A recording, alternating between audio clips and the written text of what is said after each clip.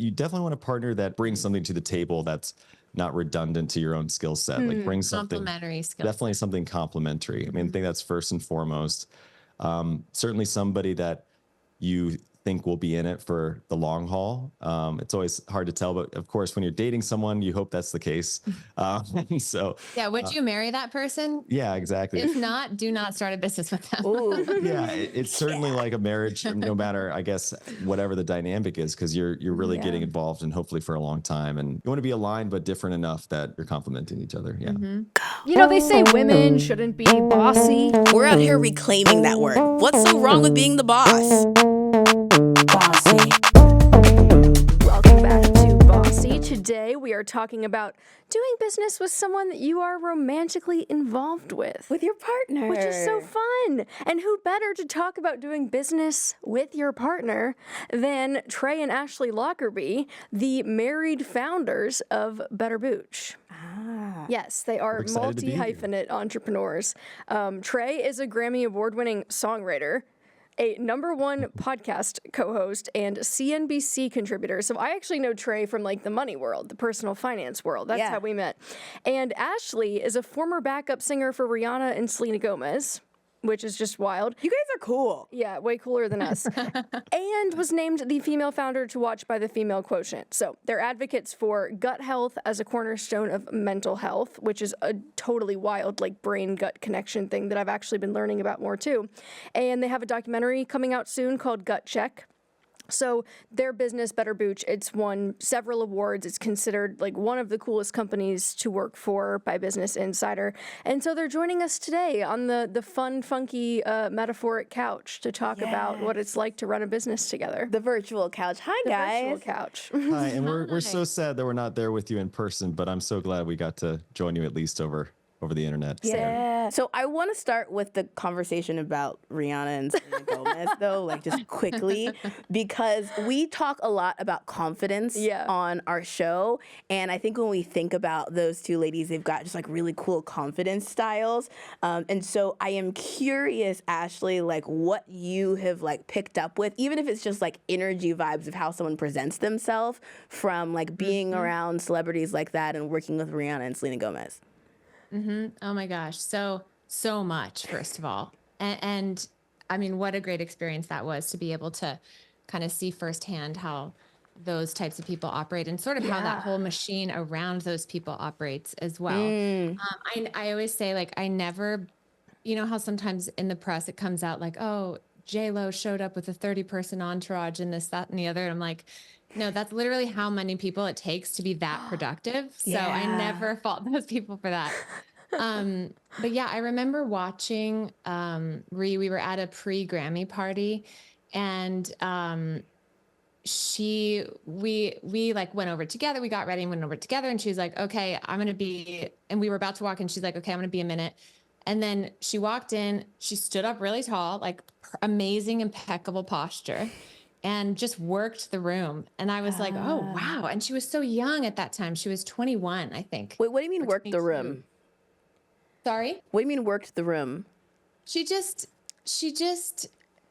kind of like embodied, she like took on this extra level of like, she just imbued, she had a confidence imbued in her posture and she was like looking people in the eye and she didn't seem scared to talk to a single person in that room. And even though it was filled with celebrities and label execs and, you know, she kind of had this vibe of like, even that young of like, I know you guys want to talk to me. I know I'm the person you want to talk to as well. You know? So that was really cool. And then I was thinking about this the other day and it's something that I've taken with me and tried to apply to our business even.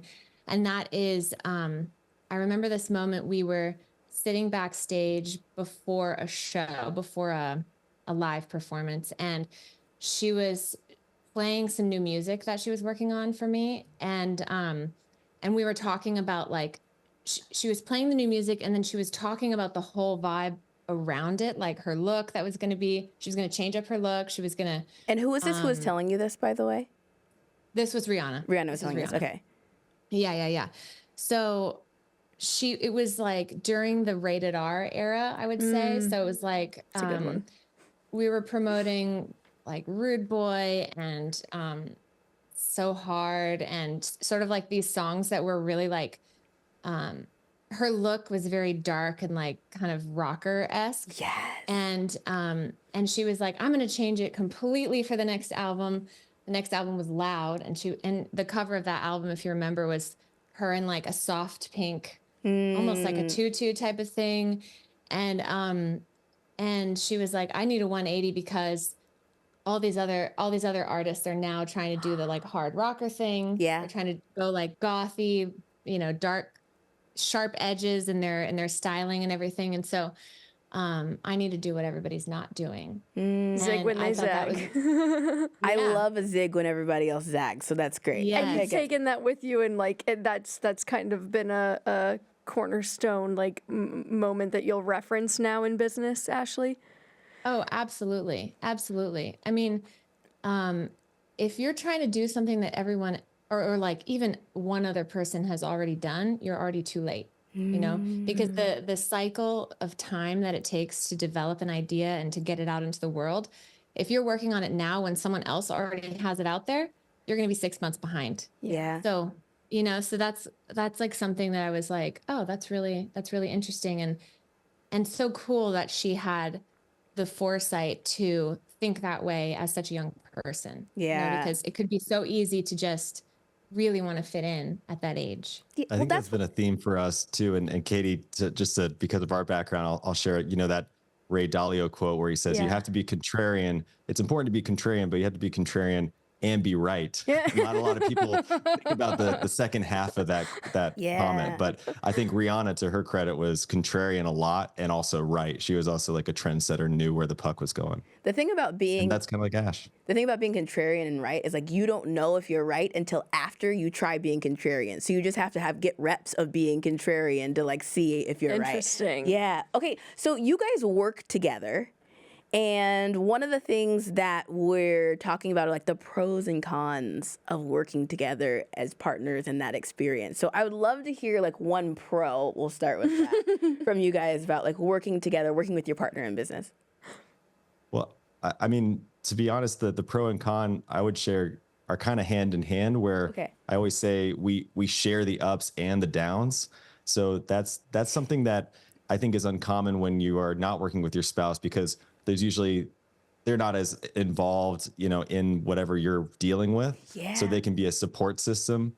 And so I would say like when we're high, like we're both really high together, and when we're low, it's harder to be the support system for each other because we're both sharing the same stresses, So to a degree, that would be kind of the number one thing that comes to mind for me. But I mean, the pros are obviously we get to, we're married because we are great partners, and that's in just in all aspects of life.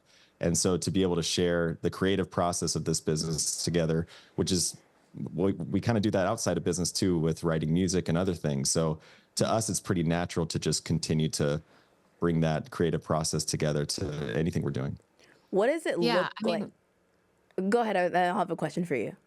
Well, I was just going to say my thing would be also creative collaboration. I mean, we creatively collaborated on songwriting before we were ever in business together. Yeah. And so it did feel very natural to just be like, oh yeah, let's work on this together too. Yeah. Okay, so when you guys are both in the lows, like things not going well because you work on the same projects and same things, it's collectively not going well. Like, do you guys each handle things not going well the same way, or do you have different not going well styles? We have looking different at your styles. Yeah, we very different styles. Yeah. Yes. Wait, say more about that. Okay, so I mean, I definitely tend to I would say I'm like an outward panic spiral type of person, and Trey is very much an inward panic spiral type of person. Resonates. Hey. Yeah. So sometimes if I'm stressed out about something, I'm like, why aren't you more stressed out about this? Are you paying attention? You know what I mean? And he's like, whoa, this is too much right now. I need to just go inward and figure it out. And, so over the years of working together, which it's been 12 years in business now. So, we've definitely figured out how to each temper our own responses, like own our own side of the street, so that we're not, trying to look to the other person for comfort in those moments, because really, like when your tank is empty, you don't really have much to give to somebody else. Yeah. So it's like about trying to keep that personal tank full. We've instilled a lot of self-care practices. Yes. It's funny because you, Tara, you work with your partner, but in a different way. You're not working on the same business, but you're both CEOs. Yeah, I think we have a really good combination, Mert and I, because we work mainly from home. So we work together in the same space, but we're working on separate companies, although we help each other a lot. And so I would say like 2 to 3 times a day, we have these like scenarios where we like excitedly update each other on what's going on in our respective businesses. And we live in this like loft penthouse. So like there's not a lot of like closed off space. So he works in the dining table and I work sort of in the office space that's kind of overlooking the living room area. And so like I'll be on a call and like get off the call and like, baby, that sounded like a closed sales meeting to me. And we're like, yeah, and like we're like kind of rile up together. And then we do like these like quick 15-minute like coffee chats about like we'll go up on the roof and just like update each other. But it happens like a lot of times a day, like probably like more times like a day. Y'all are caffeinated. That's my buddy. Okay, so I just stopped drinking coffee entirely. This dude can go in on the espresso, so he's caffeinated. Oh my but God. I think we're just like generally excited about like making, creating, doing, selling. Like all those things are fun for us. And he started a new business about like 8 months ago, and I got to really be instrumental in like being the muse for the business and structuring a lot of what it should look like. And he was like, "Can I make software for you? Like I don't want to like I won't get you the flowers. So I want to like make you software." And I'm like, "Yeah, make me software." Speaking your love language. That was mine. I liked it. I was like, "Yeah, make me some stuff. Make me AI, babe." Yeah. So I think the pro is like it's fun. Like we have a good time together, and I think you guys are both like creative people. Like creating solo is not, at least for me, is not as fun as like creating with someone, and like creating with someone that you love being around. Like that's just like cherry on top. I think my issue and where I think I would struggle is that, like, never say never, right? But I think that my life works because it's compartmentalized in some ways. And so I tend to already over-index on thinking about this stuff too much. And so I worry that if I were to, like, introduce that to a relationship, whether romantic or otherwise, that it would almost overtake and like redefine the relationship in that sense, because it's just my nature to be like fully in it, if that makes sense. Does that ever feel present or like a concern for y'all?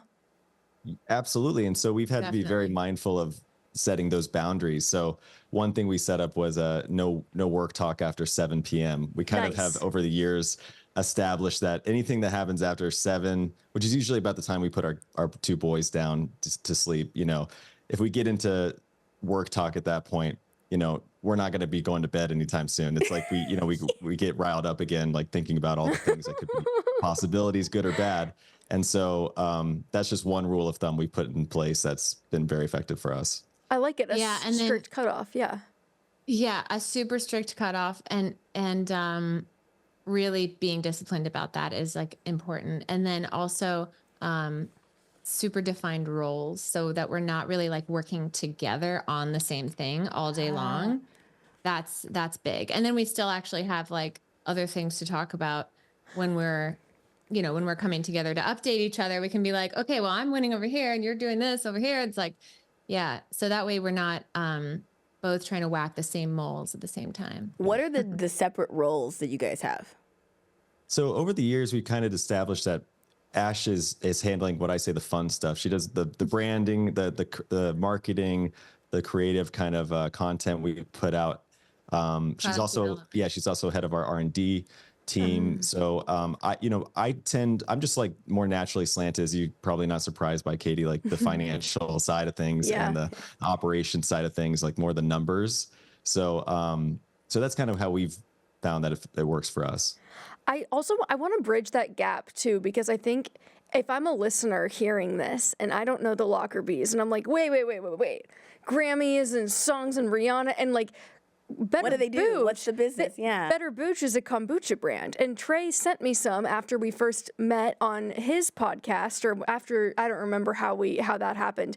But you sent me like a variety pack, and then I ended up like placing a recurring order because I was like, wait, this stuff is so good. So I want to talk a little bit about, like, let's bridge that gap for the audience with the origin story about how this even came to be. Yeah. So, Ashley and I met at a birthday party in LA. We had both been touring nonstop for probably 4 or 5 years at that point. We were both a little bit, burnt out of the road, I would say. When we met, we were kind of commiserating, upon first meeting and sharing war stories from the road.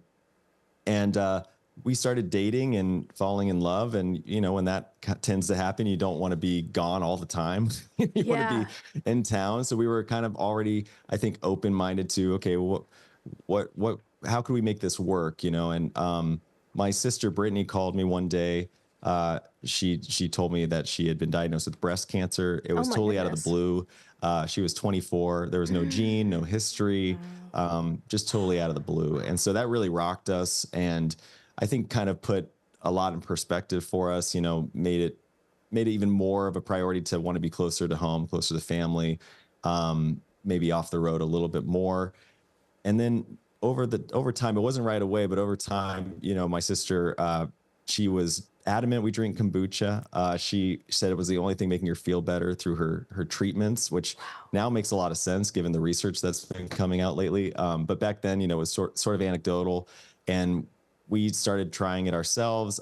There was only one brand at that time. This is like, 12 years ago now. And so we just didn't like the way that product was made, and came to find out like pretty quickly that, kombucha is actually a lot like wine or a beer. It can be made lots of different ways. It's not all the same. And you can, we felt like the kind we started making at home just because we were, I guess, curious enough about the health benefit side of it to try, that it was a lot better, and it was lower in sugar, and it was smoother, and it was all these things. And we just thought, this is a way better option. Maybe this could be a cool, even just local alternative. We were strolling around a farmer's market one Saturday and thought, well, wouldn't this be kind of lovely, to be set up here at a farmer's market, like selling our tea? Like, this just sounds like a lovely kind of thing to do on the weekends.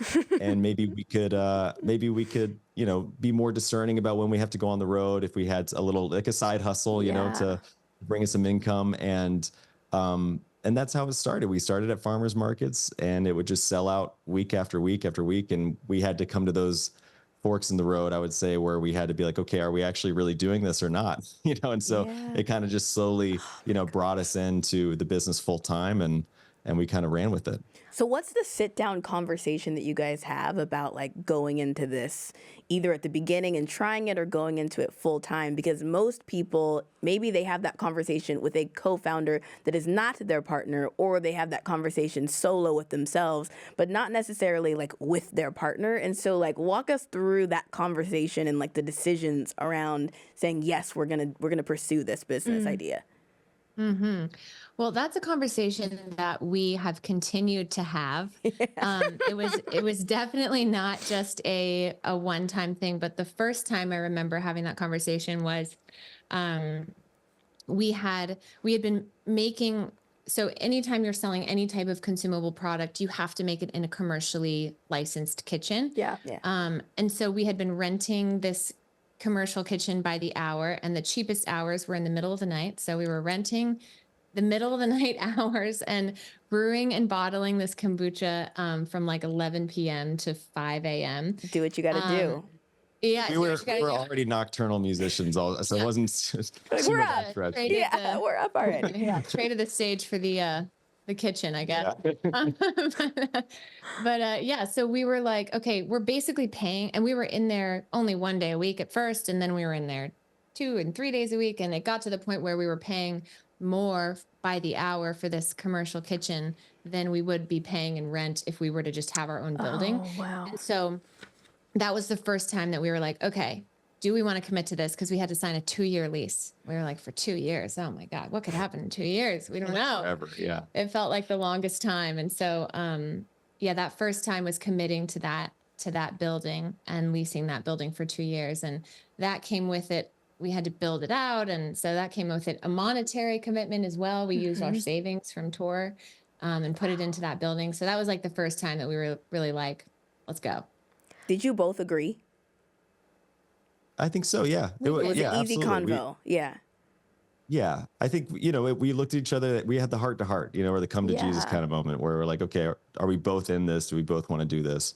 And it was a hell yes or no, I guess is how we've always kind of approached it also. So every time we come to that decision, that's our guide. What happens if you disagree? Because like in a traditional company and in business, you have like a CEO who, like, even if there's co-founder, like that the CEO kind of leans on making the final decision. And I'm curious if you guys have a structure like that, or it's just always we have to agree to be aligned. Because like if that doesn't go right, like stuff gets messy in the rest of the relationship. So I'm curious how you guys manage deciding on things. I think just with the partnership we have, it's more of the meritocracy where it's like the best idea wins, and Ashley tends to have the best ideas. So I think that's, I might act like CEO, but that's kind of, that's where the real guidance comes from. But yeah, I think that's how we approach it. It's also like, okay, if this is your area of expertise, then you make the decision. Like when it comes to things that are finance related or like the best use of capital, like that kind of thing, I would say I have plenty of opinions about that kind of stuff, but I definitely defer to Trey to make the final choice when it comes after we've talked through all the possible scenarios, and then similarly, when it comes to branding or like messaging strategy or anything like that, we talk about it and then he usually defers to me to make the final decision. I see. Well, I want to ask a question because you've recently acquired a competitor, and I'm pretty sure I saw Better Booch in Whole Foods. Yes? Yep. So I'm like, there's quite a bit of time that's passing between like, oh, we're in the farmer's market and making it in the middle of the night to like, we're in Whole Foods and we're buying our competitors. So can you fill in that gap a little bit? It doesn't have to be a deep dive into the history, but like, talk us through the trajectory, because I want the audience to get a sense for how you went from there to here, and then we'll get into the acquisition a little bit more. Yeah. So we bootstrapped for about 6 years. And I would say for about 3 of those years, we were doing it part-time. And so after like 3 years, it just was taking up more and more of our time. And we were like, okay, we're committing to this full time. Let's go. Okay. And since then we built out 2 separate commercial kitchens, and of our own, and grown into them, bursting out of them actually at this point. And really, we like to say we're like a 12-year-old business that was founded in 2019, because 2019 is when we raised our first round of capital. We rebranded to the branding that we have currently. We went fully into cans, which no one was doing at the time, in kombucha. And that was when we also got into Whole Foods. So it was kind of like this relaunch or refounding moment of the business. 5 years ago. And that's when we really started to see that like exponential growth.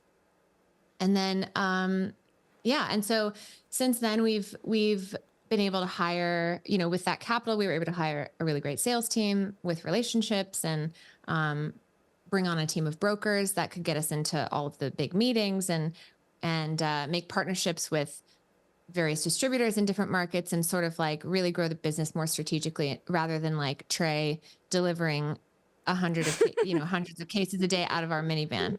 Which was a thing. And I would say that like the real pivot in the last year has been honestly fueled by all of this amazing new research that's coming out. Stanford last year put out this really groundbreaking study. It was in the New York Times and a bunch of other publications, where it showed that fermented foods actually decrease inflammation and do all these other things for your health that are incredible. And it's just kind of scratching the surface of this, but there's been a plethora of other research coming out since then, understanding that the pre, pro, and postbiotic environment of your microbiome and how it actually is affected by the things you eat, and how important fermented foods and just ingesting those types of good microbes can be for you. And so I think what we did was pivot from a singular brand to this idea of, okay, what else can we offer people that has this idea behind it? And so Live Soda was doing exactly that. It was a, soda inspired technically a kombucha, but no one really knew it as that. They kind of knew it as their healthier soda option. So it's lower in sugar and it has all these great gut brain microbes in it. And so we thought about, playing in that soda space with Better Booch, but it just didn't feel like it was the same ethos. And so Better Booch has been this really tea focused company for a long time, and the soda fit seemed like live soda was already doing that really well. And we wanted to play in the space. A lot of our consumers obviously love that flavor profile with the soda and root beer, and we even have spicy cherry berry, which you can kind of maybe guess what that one tastes like. But there's a whole nother world to kind of play in with that acquisition that we're really excited about. Do you guys know is it Greed family? Is that how you say their last name? Greedy family. That's a cool last Isn't that name. funny? Yeah, Emma and Jen's Greedy. Do you know them or who they are? I don't know them, but I'm obsessed already. They're the power couple that's behind a bunch of the Kardashian brands. So Emma is the CEO of Good American, which is like Khloe Kardashian's jean brand. And then she's also the chief product officer for Skims. And then Jen's is the CEO of Skims. And they've sort of have like launched these brands together. And essentially whenever the like Kardashians want to like launch something up new again, they're like, oh yeah, like Skims is now valued at like $4 billion. Let's launch another one. Like they've got all these like new ideas, and they're running a lot of these businesses. And I think that they're an interesting power couple. Like I don't think we see a lot of like, oh, that's the couple that does this. Like I don't think I can think of a lot of examples, but you guys are really kind of like trailblazing an example here. And you didn't necessarily go into this going like, oh, we're going to be like business partners. Is that right? Did you think that? Oh yeah, that's definitely right. It just kind of happened. So if people are thinking about, because I think a lot of our listeners are thinking about launching businesses or they already have businesses, and maybe they're not thinking about their romantic partner as a potential like co-founder in that. But if they are, they want to consider that. Like, what advice do you have for folks who are like, maybe we could work together on something, and they're approaching this conversation? Well, I would say that you definitely want a partner that adds value that you don't have, right? That brings something to the table that's not redundant to your own skill set. Like brings something Complementary skill. Definitely something complementary. I mean, I think that's first and foremost. Certainly somebody that you think will be in it for the long haul. It's always hard to tell, but of course, when you're dating someone, you hope that's the case. So yeah, would you marry that person? Yeah, exactly. If not, do not start a business with them. Yeah, it's certainly like a marriage, no matter, I guess, whatever the dynamic is, because you're really getting involved and hopefully for a long time, and you want to be aligned but different enough that you're complementing each other. Yeah. You also probably have to be good communicators in your existing relationship for that to transfer then over to do work. Like if you do not communicate well with your partner, maybe not, because adding extra communication complexities. Would you guys say that you're good communicators? I would say that we have learned to be better communicators since starting the business together. I think we thought we were good communicators when we founded this business. And then we learned that we were not, in every situation, because we got every type of situation thrown at us. And then we've really learned through working on that, just how to communicate to one another effectively. And it's how do you communicate with each other? I was going to ask like, what's the answer to that? No. How can you sense that an improvement has happened? Like, it sounds like you can see that, oh, back then we weren't really very good at this, but now, so I'm just curious, like, what your communication, like, KPI is in the relationship that tells you that this is, like, an improvement. Well, okay, so to clarify, I would say we started out great communicators, right? And then things got stressful. Yeah. And then we realized we were not great communicators. Great communicators in peacetime, but maybe not wartime. Right. Yes, exactly. And so learning how to manage our own stress, to be quite honest. Yeah. And again, like owning our own side of the street within that type of environment was really effective in helping our communication towards one another, because then we're not like blaming each other for the stress that we're having. Yeah. We're taking ownership over it. And then, I think like you can note the improvement when you realize that you are coming at an issue from the same side of the issue. So it's like us against the issue versus like the issue being between us and like sort of us seeing the other one as the issue. You know what I'm saying? My partner is really good at reminding me this, and he'll be like, I just want to remind you we're on the same team. Mm-hmm. Like what it feels like for a minute, we're not. Like, no, actually we're on the same team. And that like instantly like gets me back into like, okay, yeah, you're right. Like that's a good little like mechanism he uses to like reel it back. Because sometimes it feels like, oh no, like in stress mode and like in wartime when like things are not going well in business, it's easy for that to feel messy. And that's good advice whether you're married to your partner or not. I mean, being reminded that you're on the same team. So, okay, I want to talk about the acquisition. You recently acquired Live Beverages. Yes, and this is another brand that specialized in kombucha. You kind of alluded to this a little bit, but I would love to hear more about that experience. I assume it was the first acquisition that you've made. Is that fair to say? It was. Okay. Yeah, certainly not the one we've considered, but definitely the one we actually moved on. And I would say it was an amazing experience all around. As you know, Katie, as you know, we definitely looked at businesses from the investor side of things, you know, at Better Booch and outside of Better Booch. And I felt like this was one of the first times we were able to apply that knowledge in real time and real practice. So it was everything from, you know, thinking about Richard Branson's philosophy of just mitigating all downside as much as humanly possible. You know, how do you just like start with that? How do you just, you know, risk mitigate? And then the Buffett, you know, valuation side of things, you know, how can we get this price that we actually really want? And so, you know, it was one of the first times that it made sense for us where this business had been owned by a family office for many years that had treated it really well. I mean, there was no debt on the books, and they basically just bought it and sat on it for a few years, and they weren't really that interested in actually operating it. So it was a really good fit in that regard. And you know, it was one of those things where there was a lot of synergies or potential synergies because we do manufacture ourselves. They were also manufacturing themselves, but not, I think, as much of as sophisticated of a level as we're doing it. So it felt like, okay, if we just brought that in-house to what we're doing, you know, we'd see a lot of amazing efficiencies from that. So, you know, as we went kind of down the checklist, it really just made all the sense in the world. And it got us excited about building out more and more of a family of brands that we can kind of foster over time.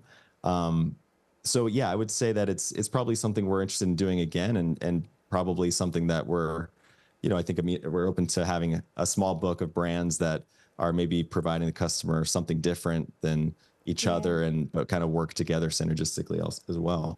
I'm curious if you guys are willing to share how you structured that kind of deal. So what you're willing to share about that? Because I have a company called Growth Spree. So it's like a holding company that acquires other businesses. And primarily we acquire digital businesses that help small business owners, like the types of people who are customers of my main business.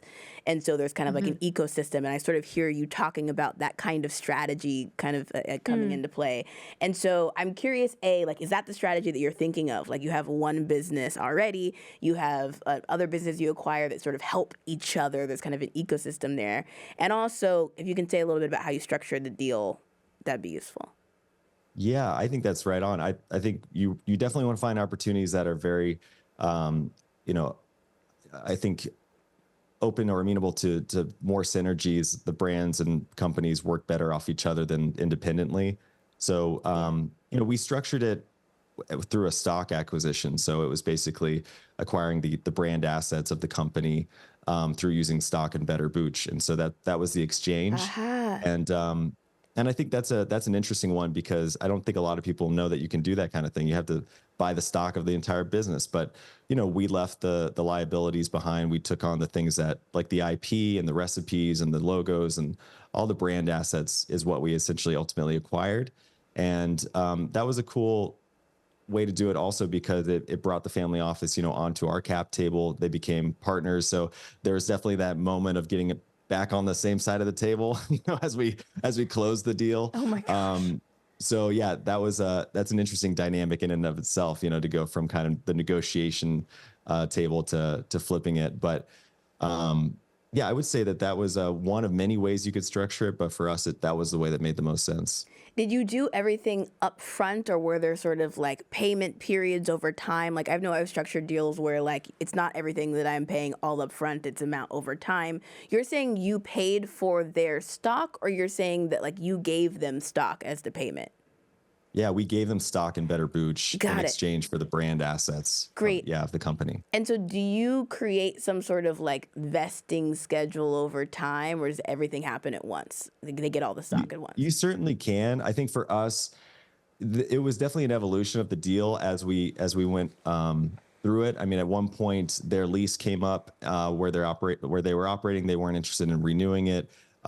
They were having we hadn't closed yet, and they were having equipment issues. So we actually did a side production agreement where we took on the manufacturing of the brand in the interim till we closed the deal. So, along with that, there came a lot of stipulations around, what if the deal falls through, and there was definitely certainly like, okay, well then you would owe us this, or we would owe you this, or et cetera, et cetera. So there was definitely kind of those dynamics, I think, as we went through the close. But that opportunity also was a blessing because it presented an opportunity, I think, to get ultimately a lower price point than we initially offered because we were coming in and already adding a lot of value. So less stock then.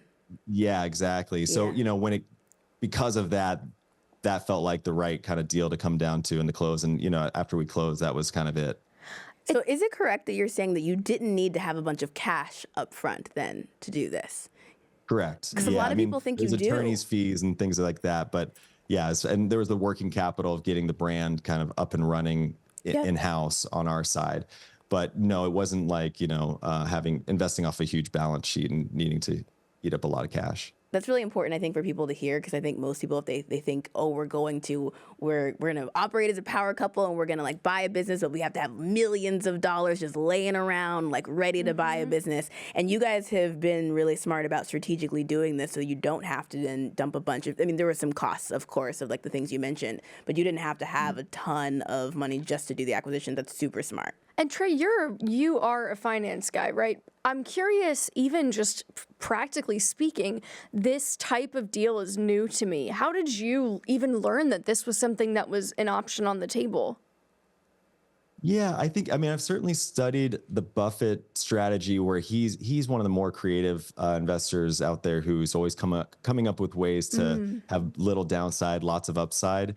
So when you approach it that way, obviously downside typically comes from the liabilities on the business and the debt potentially on the business. So thinking about, okay, how can we avoid that? And an asset sale is one of the first, I think best options for that.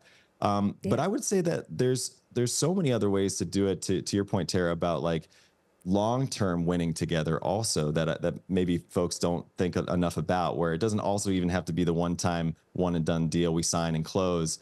It's, you can get paid out through the cash flows over time once the entities come together, and you can win together over time and get paid out that way.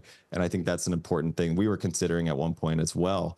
But for this type of deal, it just felt like the asset sale made the most sense. And I would say to your question, Katie, this is like probably straight from my business attorney is probably who brought it up. I think I learned a lot from her than get a good lawyer. Probably anyone else. She's probably the smartest one in the room.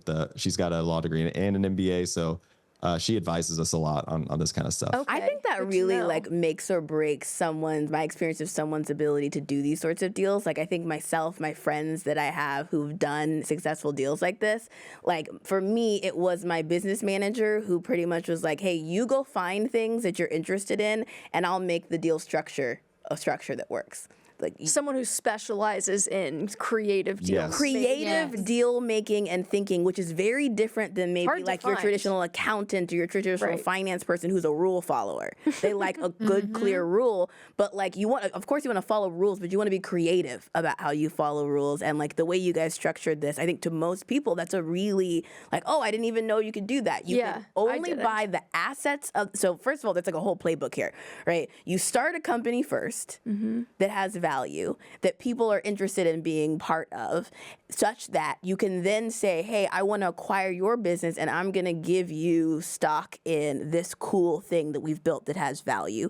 And I'm not going to buy the company itself. I'm going to buy the assets in the company, which I think from like a tax perspective is probably better for you guys too, just like taking on assets of the company versus the actual whole shell of the company. And is that a fair representation, that it was the assets of the company rather than the shell of the company? Yeah, okay. asset sales specifically. Like there's a whole play here that you guys ran that's pretty darn good, and that like I think most people don't know. This is why I love like Monopoly real life of the business, right? Like you guys are playing Monopoly over there in your own way, and you're doing it like as a power couple together, which is like Tara's goals. I'm geeking. I'm riled up now. In case, look at that. I love a deal. I love a deal. She's so excited. So they broke down the deal, and you know how I feel about a good deal structure. I love it. And like you guys are so cute together. So I'm about to call Mert. Like let's go do a deal. Let's go find a deal. I can tell by the way she's asking these. I'm like, these follow-up questions were not planned. She is in it to win it today. She's asking for me on this podcast. Yeah. But Ashley, I have a follow-up question for you. Is that with the and Trey, I apologize. I think I just interrupted you. No. I'm curious too, Ashley, as you think about the marketing and the branding and kind of the vision, operating and thinking about kind of the creative integrity of one brand is very different than having to do that for a family of brands. So I'm also curious how you're thinking about the creative vision for this new edition. And are you like, I'm going to let that ride for a little bit, or I'm like, I'm going to try to start getting in there and changing things up to kind of fit this vision that I already have? Like, just tell me more about that. Yeah. So this is something we've talked about and thought about a lot, which is, what is the mission of all of these brands together? Yeah. And so yeah, it really turned from being like one company with its own sort of goals and mission to being like the overall mission of the holding company, or the new, family of brands that we're building, and how can we apply that mission in a unique way to each of these brands individually. So the mission is improving people's lives and improving people's guts through really tasty beverages and delicious consumables, irresistible consumables, you could say. Yeah. And so yeah, we're really excited about Live and the potential there to reach a larger audience, because I think just the fact that it's nostalgic soda flavors, it already had that brand in it on its own already has wonderful velocities and like really great sales potential. And so we closed the deal. We've been thinking about this deal since April. I think we signed an LOI on it. And we closed at the end of November.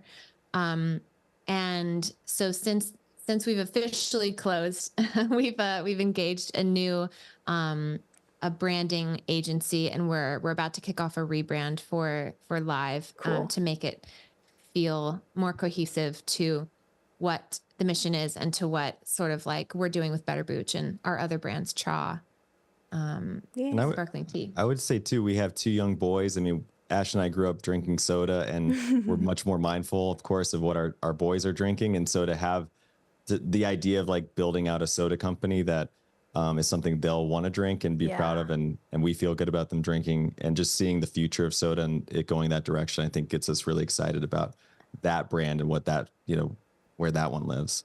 So for folks who are listening to or watching this episode, I'd love for them to like join in on the conversation with us. So on YouTube, we can see the comments. So that would be a good place to put this. We would love to hear, if you're listening, would you ever work with a current or future potential partner, and why? We'd love to hear and kind of like have a conversation about it in the chat. And also, Trey and Ashley, would you guys be willing to play a game with us? An entrepreneurship game?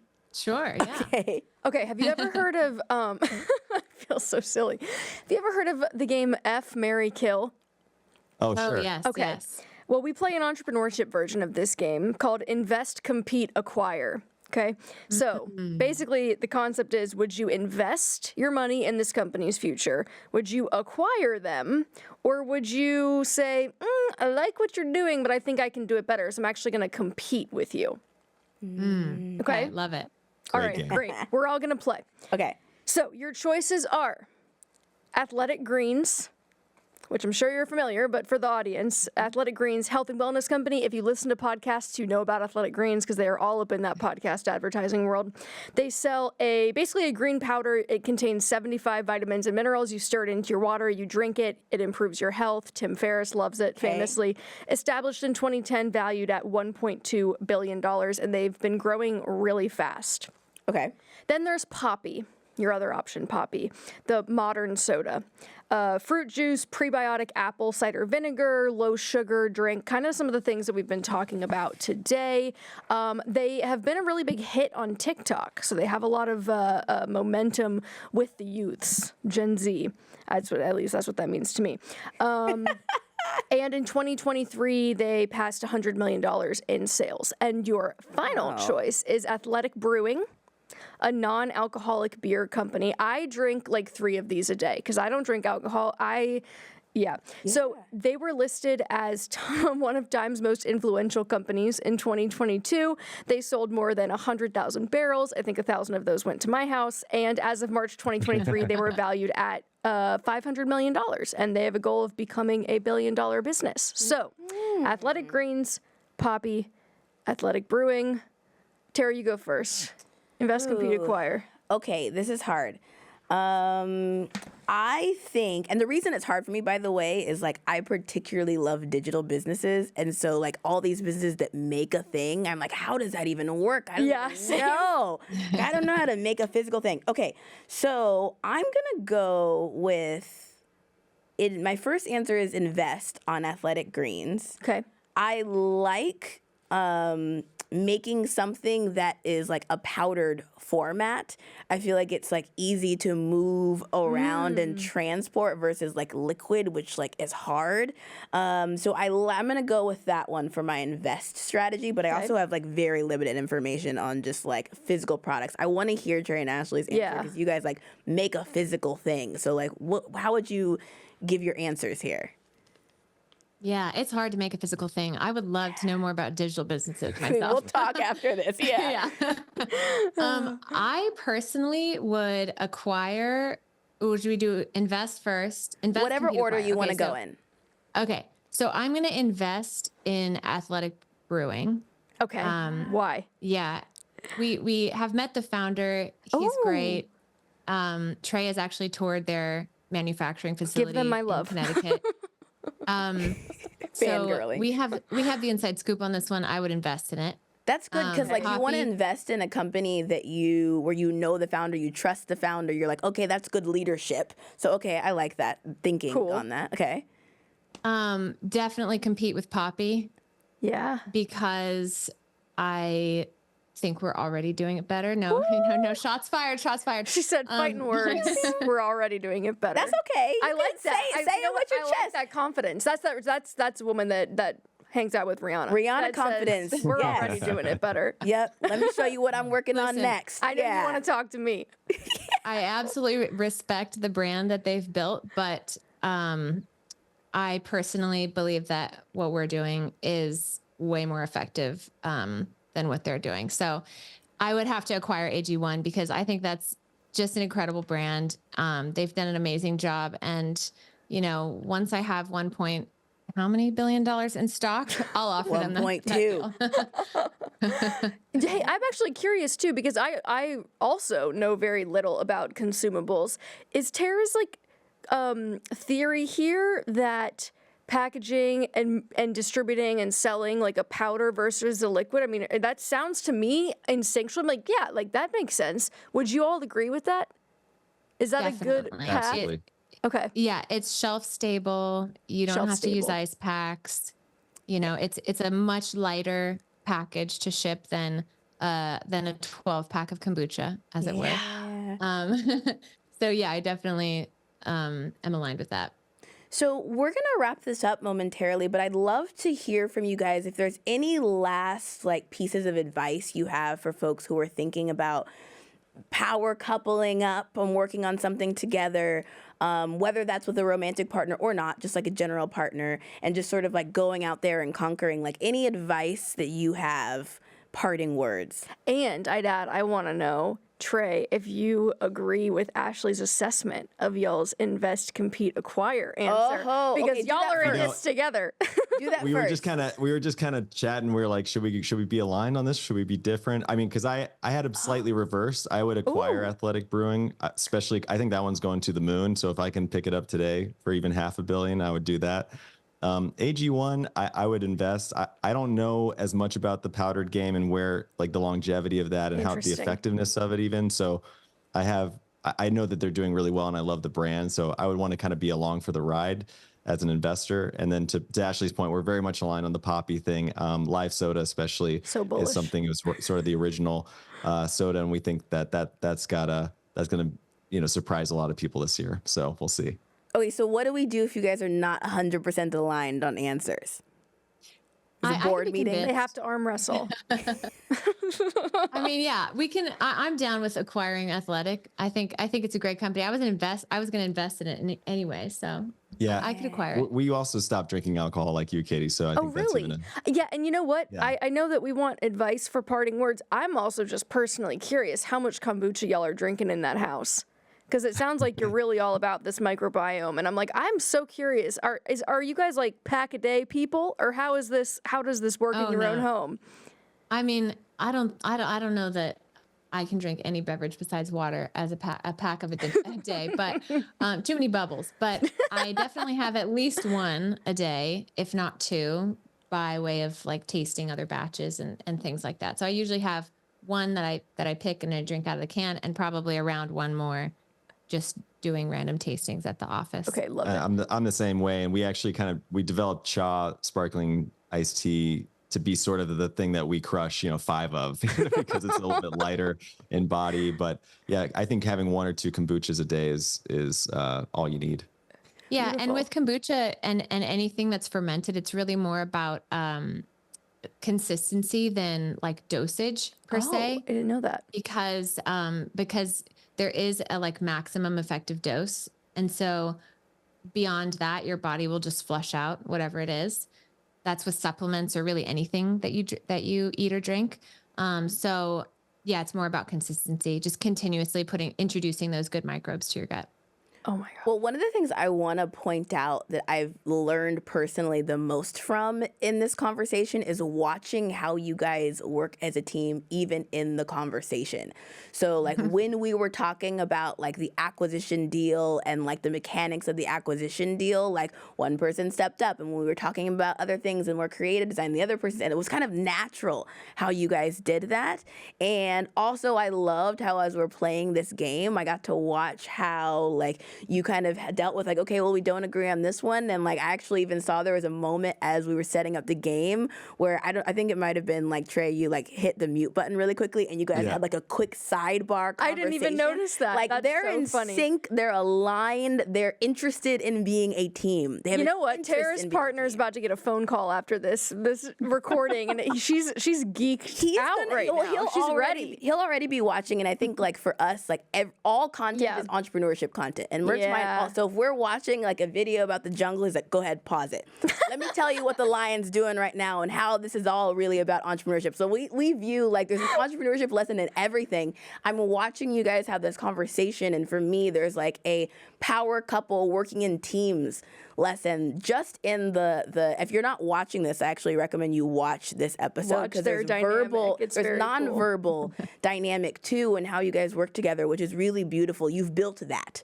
I can see that you've built that. Thank you. Oh, thank you. Yeah. Anything nice you'd to like hear. to add? Well, I mean, not necessarily on that point, but we can certainly share some closing remarks on, advice for those getting started. Yeah. I would say that beginning with the end in mind is probably the most important thing you can do. And it's not necessarily what we did. In fact, we probably did the opposite. We kind of stumbled our way into this business and bootstrapped it for many years and it was kind of a family business for a while. And then we ended up raising capital and going that direction. And there's just different ways to approach it. And some would call it the speedboat versus the sailboat approach, if you will. So, going slow or going fast, are you trying to get market share right away? Are you building slowly over time? I mean, those kind of those are really important, I think, to establish, because it can change the whole dynamic of the business, whether you're taking on investment or not, and what that looks like. And just knowing that earlier than later in the business, I think saves you a lot of heartache. For example, just on the bootstrapping side, we went from 1 gallon jars to 5 gallon to 10, we really like staircase stepped up. Had we raised money sooner, maybe we would have just gone full in on larger tanks and grown into ourselves that way, and, saved a lot of time. There's things where it could apply to almost anything, but that would be my advice. Yeah. And mine, especially early on, would be, immerse yourself in whatever the industry is, and introduce yourself to the other players, peers that are at the same level as you, and people who you admire who might be a couple years ahead. Try and make those relationships and make those connections, because you will learn a ton, and you will also find synergies. I mean, one thing we didn't talk about that was really integral for our early days was finding synergies with other brands and other founders that we met. Like, if we were using the same bottle, we would buy in larger quantities to get a price break on them, or we would share space in like our new commercial kitchen that we just built out. And we would share contacts and relationships. Someone would have a meeting at Whole Foods and they'd be like, let me slip you the email of the buyer, Yeah. So that kind of stuff just goes so far. And I would say, don't be afraid of being liberal with your contacts, and like being open with your sort of edge, because no one has what you have personally. And so that means that it can't be duplicated by somebody else. So it's better to just share. And then if everyone kind of comes to the table with that sort of open door mentality, all ships will rise. Yeah. As they say. Beautiful. What a stunning place to end. Like, truly. Yeah. So, okay, let's leave Trey, it there. Asheligh, thank you so much for joining us. I've not seen Tara that animated ever filming, so I really enjoyed that. I know she did too. So thank you for sharing all your wisdom. I learned a ton today. Yeah, thank you. Well, thanks for having us, guys. We really, really enjoyed it. And again, would love to be there physically on the couch with you next time, but this was really fun to do, and we really appreciate it. Absolutely. All right, that is all for this week's episode of Bossy. Thanks for tuning in, and remember to leave your comments in the YouTube video so that we can see. Yeah, give us your answers to the game, invest, compete, or acquire, and then also tell us if you would work with your current or future partner and why. Yes. And maybe go out and drink a kombucha today. I feel like that's what I'm going to go do after this. Okay, kombucha break.